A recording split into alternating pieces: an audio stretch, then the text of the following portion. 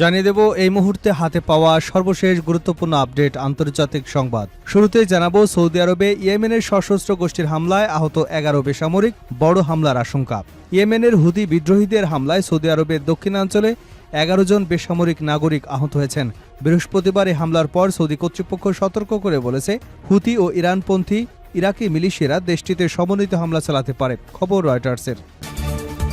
এবারে জানাবো ইরানি সরকারের পতন ঘটাতে ব্যর্থতায় মোসাদের 2 কর্মকর্তা বরখাস্ত। ইরান সরকারের পরিবর্তনের পরিকল্পনা ব্যর্থ হবার পর ইসরায়েলের গোয়েন্দা সংস্থা মোসাদের 2 জ্যেষ্ঠ কর্মকর্তাকে বরখাস্ত করা হয়েছে।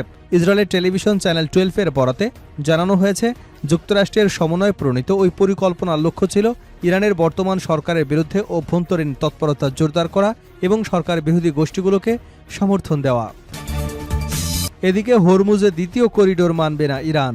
ইরানের সর্বোচ্চ নেতা আয়াতুল্লাহ আলী খামেনির জ্যেষ্ঠ সামরিক উপদেষ্টা মেজর জেনারেল মোহসেন রেজাই বলেছেন, কৌশলগতভাবে গুরুত্বপূর্ণ হরমুজ প্রণালীতে কোনো বিকল্প পথ বা দ্বিতীয় করিডোর তৈরির সুযোগ ইরান কখনোই দেবে না।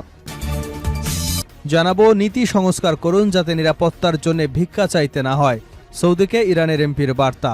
ইরানের পার্লামেন্ট সদস্য এবং দেশটির জাতীয় নিরাপত্তা ও পররাষ্ট্রনীতি কমিশনের সদস্য ইব্রাহিম রেজাই সৌদি আরবকে তাদের পররাষ্ট্র এবং নিরাপত্তা নীতি পুনর্বিবেচনার আহ্বান জানিয়েছেন। তার দাবি, পাকিস্তান এবং তুরস্কের সঙ্গে কাগজে চুক্তি করে সৌদি আরব প্রকৃত নিরাপত্তা নিশ্চিত করতে পারবে না। এবারে থাকছে যুক্তরাষ্ট্রের যে সিদ্ধান্তের পর 1,500 সেনা মোতায়েন করল মেক্সিকো। মেক্সিকোর পশ্চিমাঞ্চলীয় মিচোয়াকান রাজ্যের অ্যাভোকাডো উৎপাদন এলাকায় 1,500 সেনা মোতায়েন করেছে দেশটির সরকার। যুক্তরাষ্ট্র ওই অঞ্চলে নিজেদের সরকারি কার্যক্রম স্থগিত এবং অ্যাভোকাডো রপ্তানির আগে প্রয়োজনীয় পরিদর্শন বন্ধ করবার একদিন পর বৃহস্পতিবার এ পদক্ষেপ নেওয়া হয়েছে।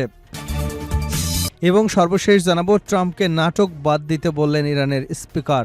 ইরানের জাতীয় সংসদের স্পিকার মোহাম্মদ বাঘের গালিবাফ মার্কিন কর্মকর্তাদের সাম্প্রতিক দাবির প্রতিক্রিয়ায় তাদের ব্যর্থ এবং পুরনো কূটনীতির সমালোচনা করেছেন। তিনি বলেছেন, এসব বক্তব্য নতুন কিছু নয়, বরং এটি বারংবার প্রদর্শনমূলক নাটক। এতক্ষণ শুনছিলেন সংবাদ শিরোনাম, এখন বিস্তারিত। তার আগে আপনি যদি ইরানের পক্ষে থাকেন তাহলে চ্যানেলটি সাবস্ক্রাইব করে ভিডিওতে একটি লাইক দিন আর কমেন্টসে লিখুন স্ট্যান্ড উইথ ইরান।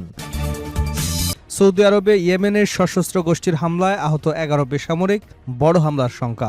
ইয়েমেনের হুতি বিদ্রোহীদের হামলায় সৌদি আরবের দক্ষিণাঞ্চলে 11 জন বেসামরিক নাগরিক আহত হয়েছেন। বৃহস্পতিবারে হামলার পর সৌদি কর্তৃপক্ষ সতর্ক করে বলেছে, হুদি এবং ইরানপন্থী ইরাকি মিলিশিয়ারা দেশটিতে সমন্বিত হামলা চালাতে পারে। খবর রয়টার্সের। শুক্রবার সৌদি নেতৃত্বাধীন জোটের মুখপাত্র মেজর জেনারেল তুর্কি আল মালিকি জানান, দক্ষিণাঞ্চলীয় নাজরান প্রদেশের হামলায় 7 সৌদি নাগরিক, 1 ইয়েমেনি, 2 মিশরীয়, 1 পাকিস্তানি নাগরিক আহত হয়েছেন। আহতদের মধ্যে 4 বছরের এক শিশু রয়েছে, যার শরীরের 20% পুড়ে গেছে।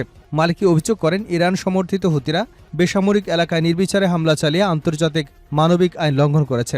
বেসামরিক নাগরিকদের সুরক্ষায় প্রয়োজনীয় সব ব্যবস্থা নেওয়া হবে বলে জানিয়েছেন তিনি।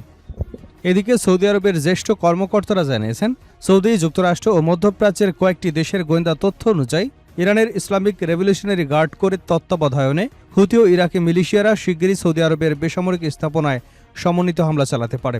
এসব হামলার সম্ভাব্য লক্ষ্য হিসেবে জ্বালানি অবকাঠামো, বন্দর ও বিমানবন্দরের কথা উল্লেখ করা হয়েছে।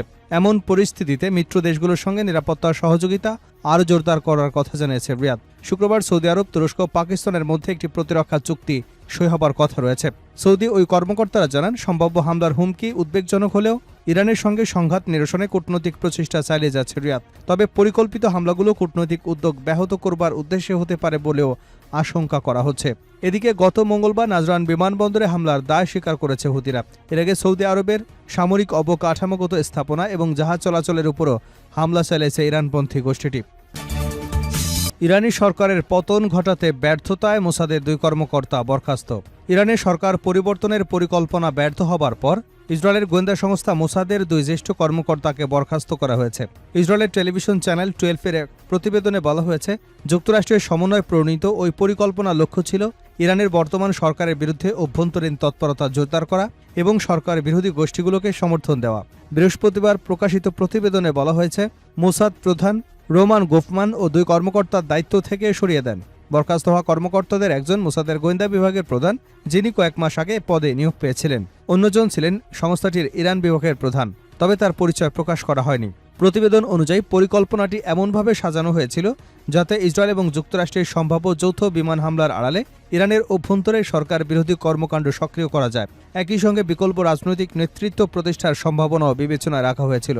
চ্যানেল 12-এর দাবি পরিকল্পনাটি বাস্তবায়নে ব্যর্থ হয়েছে, নয়তো কার্যকর হবার আগেই স্থগিত হয়ে যায়। এছাড়া মোসাদের প্রধান রোমান গোফম্যানের সঙ্গে বরখাস্ত হওয়া দুই কর্মকর্তার সম্পর্ক শুরু থেকেই ভালো ছিল না। ইরান সংক্রান্ত কৌশল অগ্রাধিকার নিয়েও তাদের মধ্যে মতপার্থক্য ছিল, যা এই সিদ্ধান্তের পেছনে ভূমিকা রাখতে পারে। প্রতিবেদনে আরও বলা হয়, আন্তর্জাতিক বিভিন্ন সূত্রের তথ্য অনুযায়ী পরিকল্পনায় ইরানের বর্তমান নেতৃত্বকে সরিয়ে বিকল্প নেতৃত্ব প্রতিষ্ঠা এবং সম্ভাব্য সরকার পরিবর্তনের পরবর্তী ধাপ নিয়ে মার্কিন কর্মকর্তাদের সঙ্গে সমন্বয়ের বিষয়ে অন্তর্ভুক্ত ছিল।